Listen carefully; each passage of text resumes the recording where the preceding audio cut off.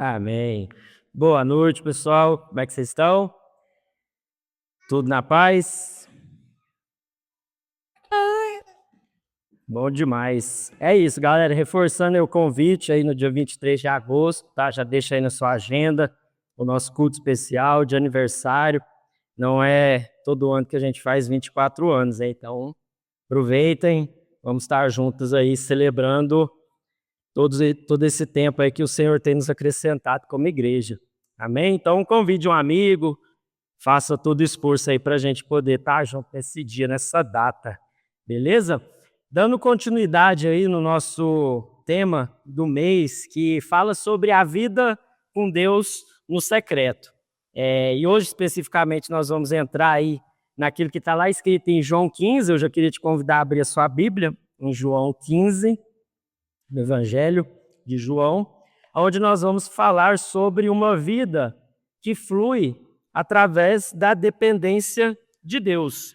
Uma vida que vai frutificar quando nós estivermos aí aliançados e conectados com a videira verdadeira, que é Cristo Jesus. E aqui em João 15, o apóstolo João aí, ele vai agora narrar e descrever esse trecho aqui, onde Jesus ele já começa a falar sobre assuntos bem específicos e diretos, porque já é momentos anteriores aí à sua prisão,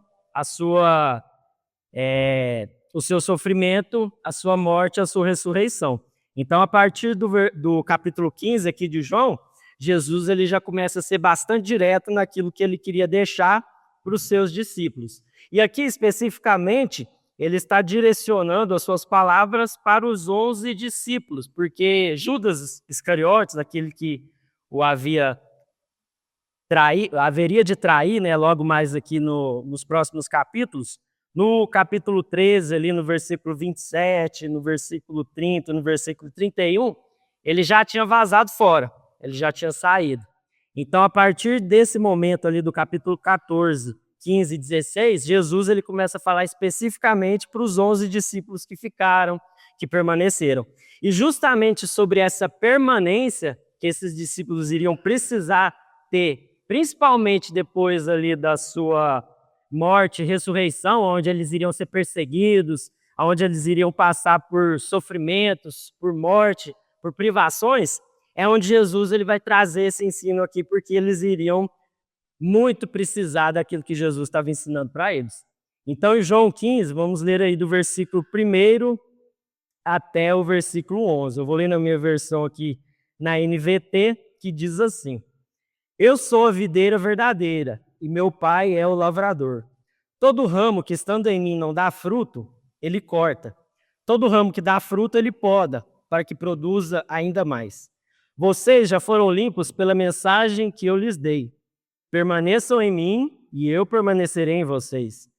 Pois assim como o ramo não pode produzir fruto se não estiver na videira, vocês também não poderão produzir frutos a menos que permaneçam em mim.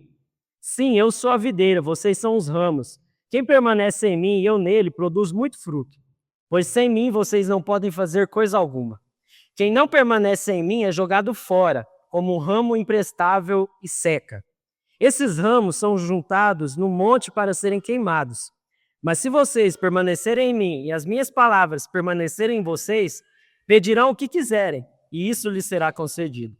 Quando vocês produzirem muitos frutos, trazem grande glória a meu Pai e demonstram que são meus discípulos de verdade. Eu os amei como o Pai me amou.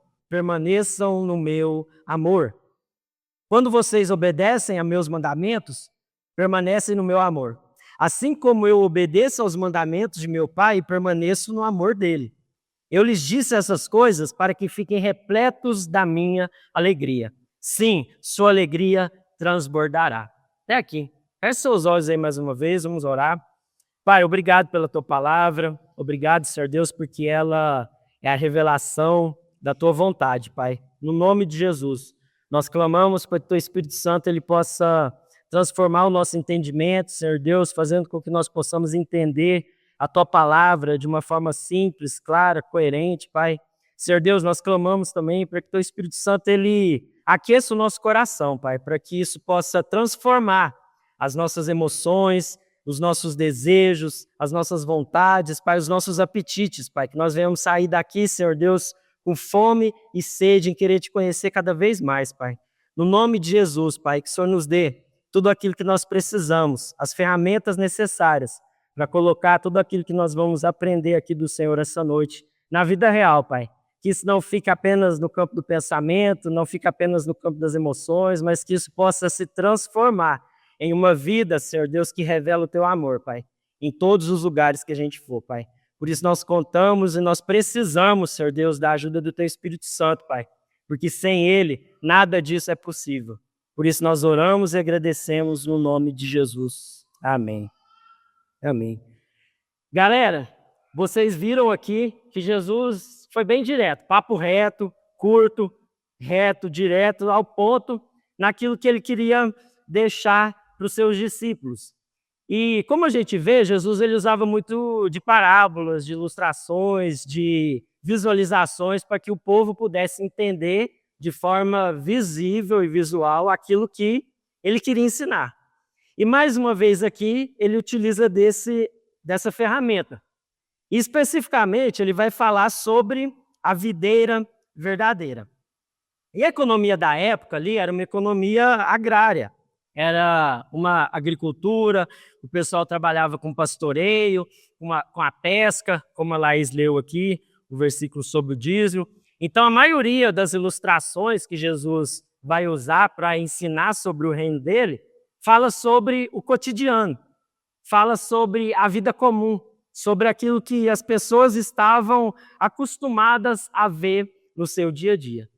E é aí que nós precisamos entender que Jesus ele vem para nos mostrar a sua vontade, que ela é boa, perfeita e agradável, de uma forma simples, porque eles visualizavam aquilo que Jesus estava ensinando de uma maneira bem clara e objetiva, e uma maneira coerente. Por quê? Porque ele ensinava como alguém que tinha autoridade, diferente dos mestres da lei, dos fariseus, que ensinavam uma coisa e faziam outra. Jesus ele tinha autoridade, por isso ele ganhou a coerência e aquilo que as pessoas desejavam ouvir de uma forma sincera, porque Jesus ele vivia aquilo que ele ensinava, ele tinha autoridade por conta disso. E quando ele traz essa figura da videira, não é uma figura nova, principalmente ali para o povo daquela região e principalmente também para os israelitas, porque ao longo de todo o Antigo Testamento, Deus ele vai trazer algumas ilustrações mostrando e falando novamente a respeito dessa videira, daquela árvore que produz o vinho. Mas se não bastasse isso, Deus também ele se apresenta, principalmente logo ali em Gênesis, no capítulo 2, do versículo 8 ao versículo 9, ele diz assim, ó: o Senhor Deus plantou um jardim no Éden, a leste, e ali pôs o ser humano que formou. Então o Senhor Deus fez brotar do solo todo tipo de árvores agradáveis aos olhos e boas para o alimento. No meio do jardim estava a árvore da vida e a árvore do conhecimento do bem e do mal. Então lá em Gênesis, já logo nos primeiros capítulos, Deus ele já se apresenta como um agricultor, como um lavrador, como um Deus que planta. Aqui nesse caso específico, ele estava plantando ali o Jardim do Éden e todas as árvores, tudo aquilo que eles iriam desfrutar naquele jardim. Então Deus, desde o início, ele é um Deus que trabalha, é um Deus que lavra a terra, é um Deus que faz a terra crescer, é aquele que faz sair do solo o alimento para que as árvores, os animais possam se alimentar. Então Deus é um Deus que trabalha. Deus é um Deus agricultor desde o início. E depois, ao longo aí do Antigo Testamento, Deus ele vai usar aí essa ilustração da videira com o povo de Israel. Lá em Isaías 5, no versículo 7, vai dizer assim, ó: a vinha do Senhor dos Exércitos é a nação de Israel, e os homens de Judá são a plantação que ele amava. Ele esperava justiça, mas viu injustiça. Esperava retidão, mas ouviu gritos de aflição. Em Jeremias 2, 21, diz assim, ó: Eu a plantei como uma videira excelente, de semente absolutamente pura. Como pudestes te deixar transformar numa parreira podre e selvagem? Então, no Antigo Testamento, Deus ele usa como uma figura a videira para exemplificar a nação de Israel. Que Deus havia plantado a nação de Israel no mundo para que ela pudesse expressar as virtudes de Deus. Mas como a gente viu ao longo de todo o Antigo Testamento, Israel sempre pisou na bola. Israel sempre desobedecia, Israel sempre se prostituía com outros deuses, e Deus, ao longo de toda a história do Antigo Testamento, está chamando a atenção, chamando ao arrependimento aquele povo, e ao mesmo tempo trazendo essa advertência para que o povo pudesse voltar, retornar a produzir os frutos pelos quais o povo de Israel havia sido plantado. Aquele povo havia sido escolhido para revelar a glória de Deus. Por isso que ele usa essa figura falando que a nação de Israel foi chamada como uma videira excelente, aqui como está escrito em Jeremias. Porém, Israel falhou nessa missão. Israel constantemente pisou na bola e Deus, ao longo de toda a história do Antigo Testamento, está ali trazendo ao arrependimento esse povo para que eles pudessem o quê? Revelar aí a glória de Deus. E quando a gente entra agora aqui dentro desse texto, né, onde ele vai falar a respeito dessa videira, no versículo 2 ele já começa bem direto falando: todo ramo que estando em mim não dá fruto, ele corta. E aí a gente pode pensar, né, não, mas Deus é mau, Deus é duro, Deus é justo. E de fato Deus ele é justo, porque o ramo da videira, ele tem uma função específica, que é de produzir uvas, de ter ali o seu ramo produzindo uvas. E quando esse ramo ele não está produzindo, então tinha a época ali do ano, ali daquela região onde todas as plantações tinham o seu período de colheita, eles tinham que dar fruto. Quando essa videira ela não dava fruto, né, esse ramo ali não dava fruto, ele era cortado. Por quê? Porque ele não servia para nada. E como eu falei no começo ali, Jesus aqui ele estava dirigindo as suas palavras para os 11 discípulos que haviam permanecido com ele, porque Judas já havia o deixado. Então, uma primeira coisa que a gente precisa entender é que, infelizmente, nem todos aqueles que começam a caminhar com Jesus vão permanecer com ele. Nem todos aqueles que começam a andar com Jesus vão permanecer até o final. Porque essa pessoa ela não foi transformada, regenerada, ela não conseguiu produzir os frutos esperados de uma nova criatura que agora nasceu em Cristo Jesus. E ao mesmo tempo, no versículo 2, na parte B, ele diz: todo ramo que dá fruto, ele poda, para que produza ainda mais fruto. Então, só para exemplificar, Pedro, pode pôr a primeira imagem aí, por favor? Para quem não conhece, né, essa aí é uma videira, uma plantação de videira, onde ali tem já a uva, né, sendo produzida, e na plantação, os agricultores eles costumam elevar essa árvore para que ela possa ficar suspensa, porque senão a uva fica na terra, e aí os animais, os bichos podem comer, vem da doença, enfim. Então ela fica suspensa e o agricultor ele trabalha nesse ambiente cuidando dessa plantação. Então essa é a videira que Jesus estava falando, usando esse exemplo para que eles pudessem entender. Isso era uma realidade cotidiana deles. Havia muitas plantações ali de videira naquela região, assim como aqui, quando a gente anda aqui na região do Triângulo Mineiro, a gente vai ver muita plantação de café, né? De laranja, enfim. É típico da região. Então lá a videira tinha esse formato aí e era desse jeito. Então quando... Pode ligar a luz, por favor? Então quando Jesus está falando ali agora sobre a poda, né? Todo ramo que dá fruto, ele poda para que produza ainda mais. Agora ele está falando especificamente e novamente para os 11 discípulos, por quê? Porque logo após a sua morte, a sua ressurreição, Os discípulos, eles seriam podados ainda mais. Por quê? Porque eles passariam por perseguições, mortes, privações, e eles precisariam permanecer em Cristo para que Cristo pudesse ser formado na vida deles. Porque até então eles estavam com Jesus, estava tudo certo. Pensa ali o líder Jesus andando e todo mundo ali junto com ele. Não, Jesus está aqui, estamos firmão, estamos tudo certo. E agora quando Jesus é humilhado, passa por açoites, morre e ressuscita, e eles vão ficar sozinhos, e depois o Espírito Santo vai ser enviado para que eles pudessem ser revestidos de poder, Jesus aqui, ele já estava dando um spoiler de como seria. Que aqueles discípulos, eles iriam ser podados ainda mais pelo testemunho que eles iriam passar no meio do sofrimento, no meio da perseguição do Império Romano, da morte, por tudo aquilo que eles iriam enfrentar. Até aquele momento eles foram podados, mas que depois eles seriam podados ainda mais, porque a poda ia ser um pouco mais forte. E diante desse início aqui, desse contexto da videira e dessa forma que Jesus está ensinando, eu queria deixar conosco aqui para a gente poder refletir 4 aprendizados.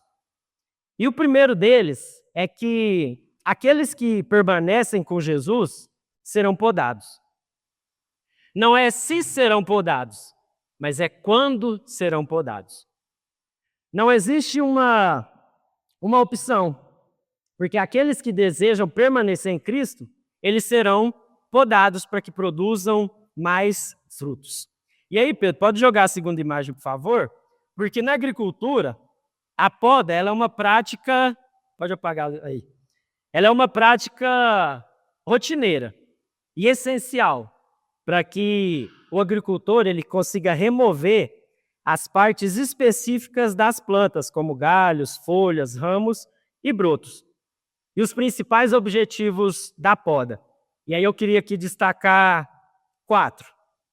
O primeiro deles é o direcionamento dos nutrientes, ou seja, quando o agricultor ele poda ramos que são secos, fracos, improdutivos, a planta automaticamente ela vai concentrar a sua energia nos nutrientes, né, naqueles ramos que têm o maior potencial produtivo. Então a videira, ao invés dela enviar a seiva ali, os nutrientes que ela precisa para poder desenvolver para ramos e galhos que estão podres ou que estão doentes, quando o agricultor poda, a planta automaticamente deixa de mandar nutrientes para esse ramo que está ali com problema e começa a mandar os nutrientes necessários para aqueles ramos que têm mais potencial de produzir o fruto, a uva.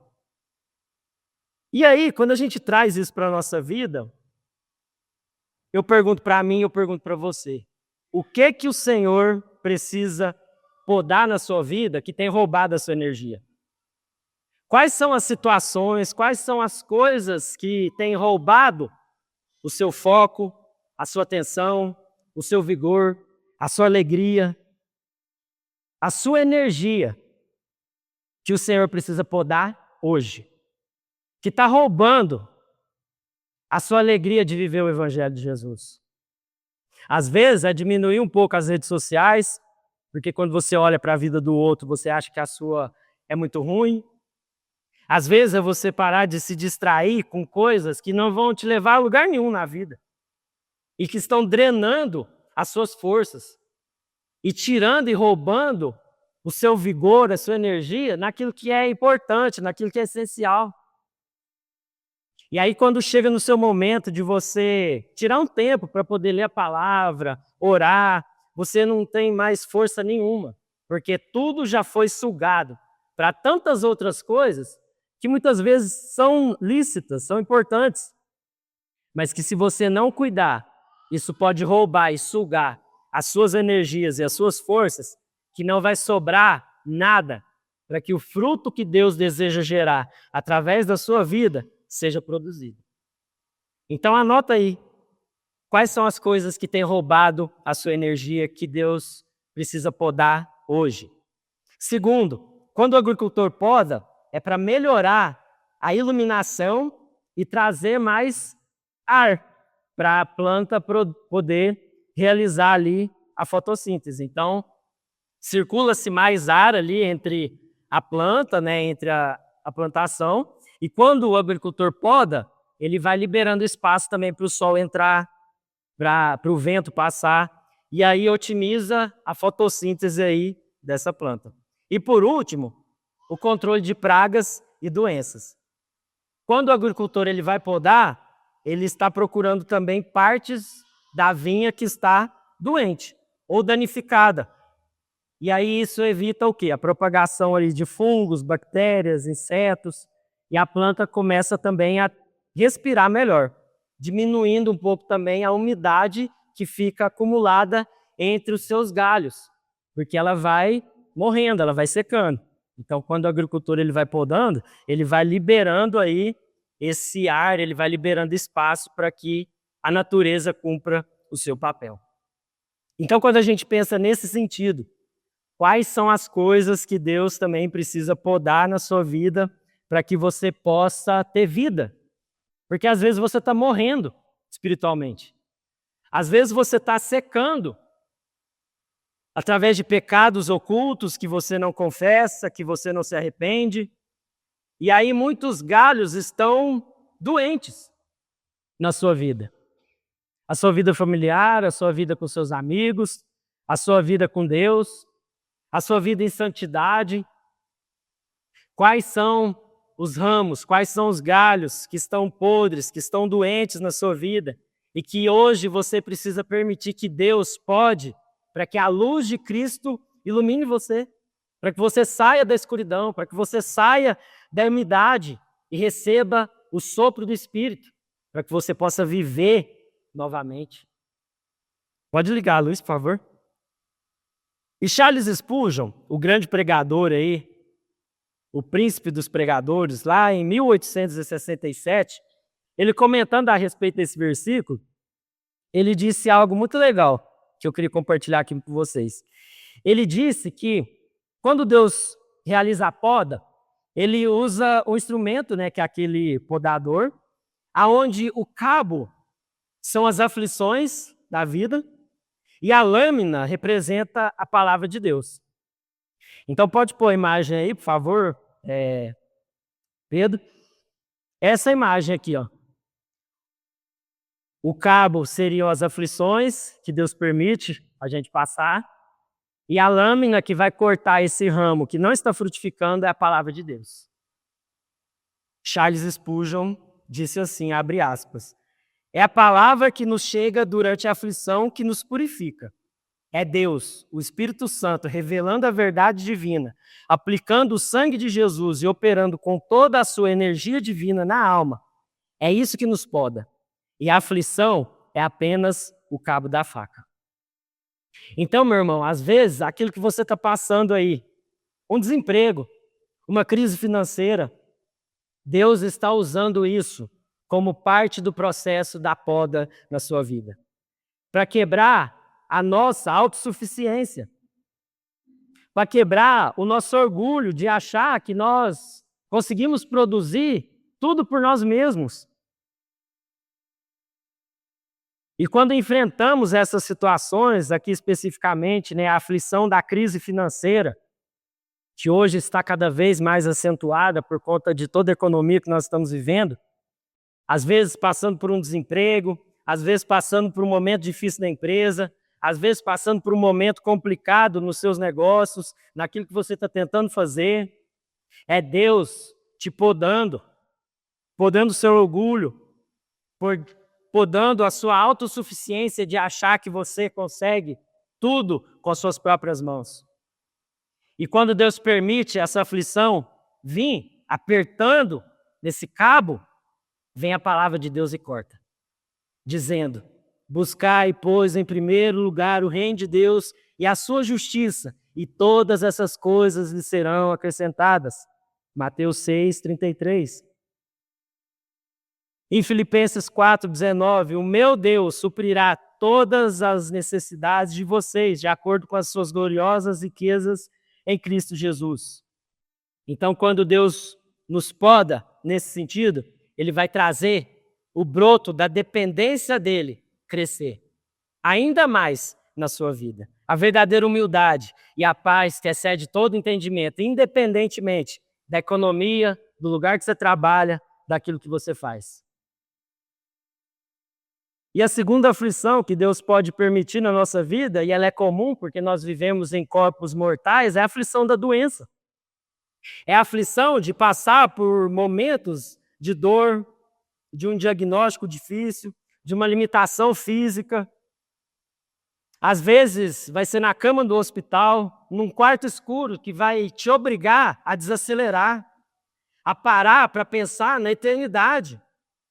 Porque a melhor forma, às vezes, de Deus fazer você parar para pensar nisso vai ser permitindo que alguma enfermidade te alcance. Porque enquanto está tudo bem, ninguém tem tempo para nada. Enquanto está tudo certo, está tudo bem.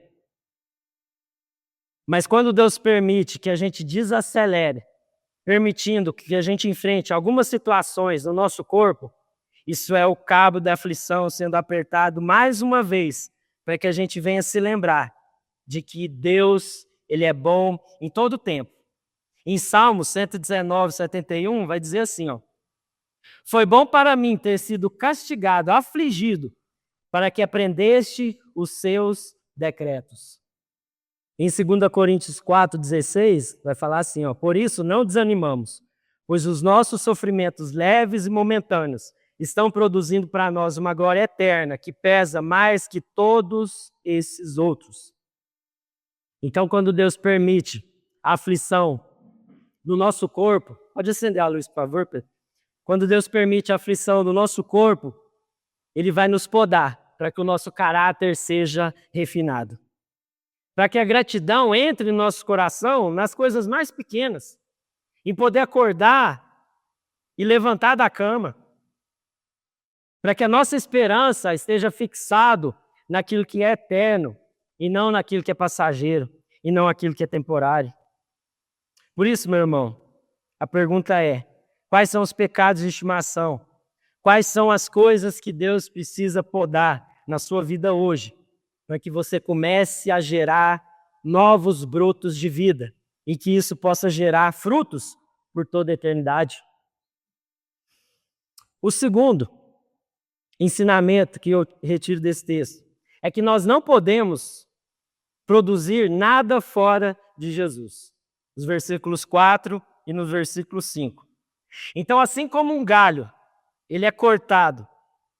Quando você corta um galho, ele seca e morre. E hoje lá em casa, eu estava até observando ali, a gente tem uma arvorezinha, agora eu até esqueci o fruto que ela dá, porque eu não gosto. Mas ela tem o seu fruto, e no chão, assim, tinha muitos galhos secos, pedaços de folhas secas, amarelas, mortas. E aí eu peguei aquilo e estava refletindo, né, a respeito daquilo que eu ia compartilhar. E é justamente isso. Porque o galho da planta, quando ele é retirado, quando ele morre, quando ele cai no chão, ele não serve para mais nada. Ele seca e morre. E quando nós estamos fora da videira verdadeira, que é Cristo Jesus, quando nós estamos fora da comunhão, da família da fé, nós secamos e nós morremos. Porque Jesus é a fonte.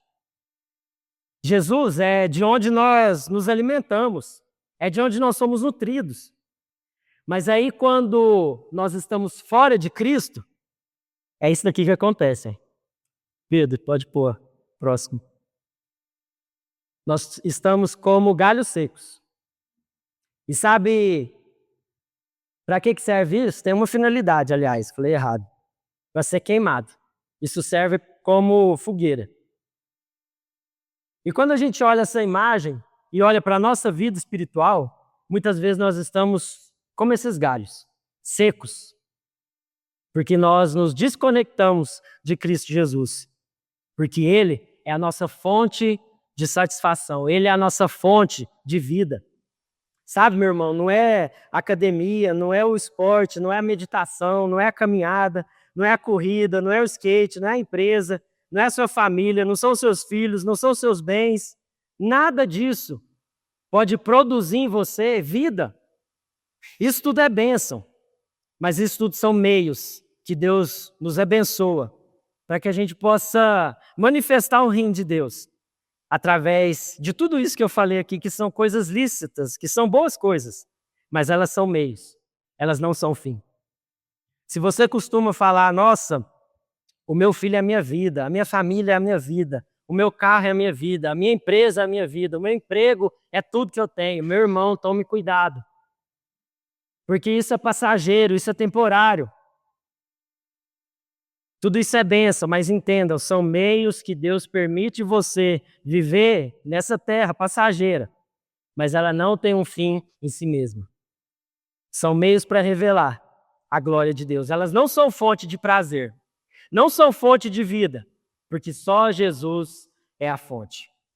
E quando Jesus nos poda, quando Jesus nos corta, acontece esse milagre. Assim como acontece na videira. Pode passar a próxima, Pedro, por favor. Nasce um broto novo. Mas esse broto, ele só nasce porque esse ramo ainda está ligado com a videira verdadeira. Ele só consegue produzir esse novo ramo porque esse galho está ligado na videira. Porque sem Cristo, nós não podemos produzir nada. Só Jesus é a fonte. Então, quando Deus te podar, entenda, permaneça em Cristo. Não deixe que as aflições façam você desistir e abandonar da fé, porque isso é parte do processo de Deus, para que você produza mais fruto ainda. E o terceiro aprendizado, pode acender a luz de novo, por favor? Nossos pedidos serão os dele quando estivermos ligados nele. Versículo 7. Então, os ramos da videira, eles não desejam produzir outra coisa a não ser uva. Eles não podem produzir laranja, eles não podem produzir morango, eles não podem produzir café, eles não podem produzir abacate, não podem produzir outro fruto além daquilo pelo qual ele foi designado para produzir, que é a uva.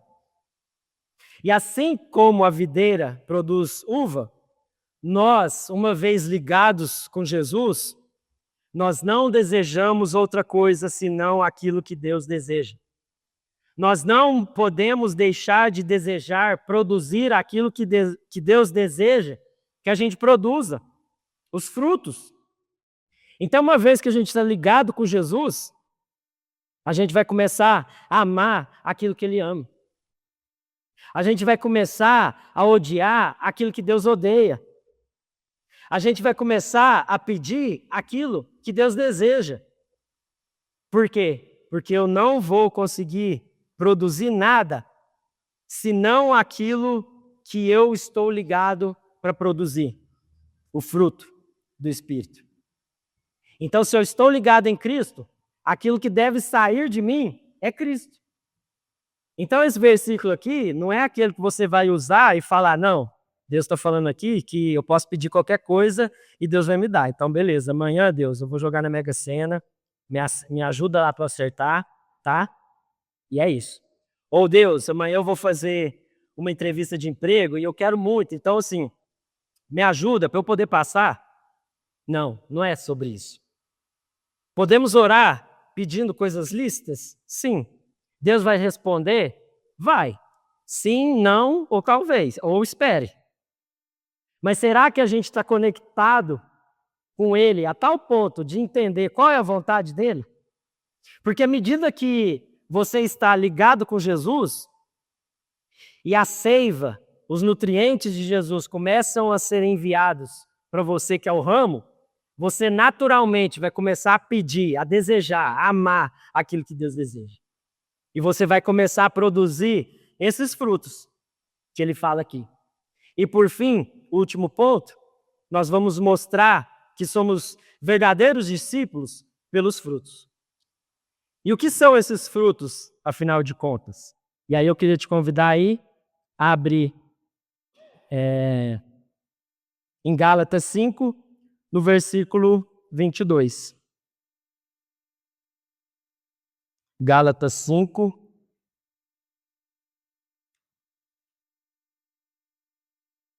no versículo 22, que diz assim, ó: mas o Espírito produz este fruto: amor, alegria, paz, paciência, amabilidade, bondade, fidelidade, mansidão e domínio próprio. Não há lei contra essas coisas. Aqueles que pertencem a Cristo Jesus crucificaram as paixões e os desejos de sua natureza humana. Uma vez que vivemos pelo Espírito, sigamos a direção do Espírito em todas as áreas da nossa vida. Agora eu queria te convidar a abrir também Mateus, no capítulo 7, vamos ler aí do versículo 15 até o versículo 20.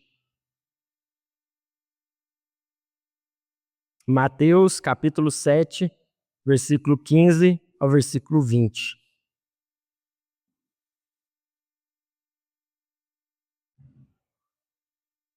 Diz assim, ó: tomem cuidado com os falsos profetas que vêm disfarçados de ovelhas, mas que na verdade são lobos esfomeados. Vocês os identificarão por seus frutos. Jesus dizendo aqui. E é possível colher uvas de espinheiros ou figos de ervas daninhas? Então aqui é aquilo que eu falei, não tem como a gente produzir outra coisa senão aquilo pelo qual nós fomos criados para produzir. Da mesma forma, a árvore boa produz bons frutos e a árvore ruim produz frutos ruins. A árvore boa não pode produzir frutos ruins e a árvore ruim não pode produzir frutos bons. Toda árvore que não produz bons frutos é cortada e lançada ao fogo. Portanto, é possível identificar a pessoa por seus frutos.